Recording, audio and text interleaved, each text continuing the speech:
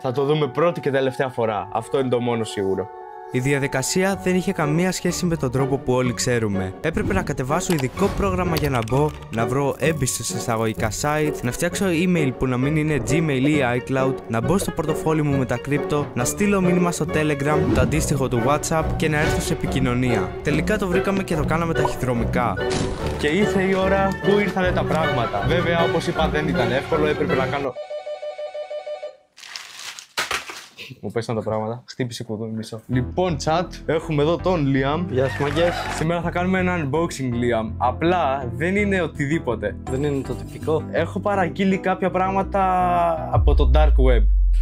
Αυτό δεν είναι παράνομο. Έχω παραγγείλει πολλά πράγματα από το Dark Web. Ποιο είναι το πιο ακραίο πράγμα που έχεις βρει στο Dark Web? Το πιο ακραίο να έχω δει με τα ίδια μου τα μάτια. Ναι. Κοίτα, υπάρχουν διάφορα site που πουλάνε ουσίες. Υπάρχουν διάφορα τα οποία δείχνουν μη κατάλληλο περιεχόμενο. Ένα από τα πιο ακραία που έχω βρει ήταν να βρεις.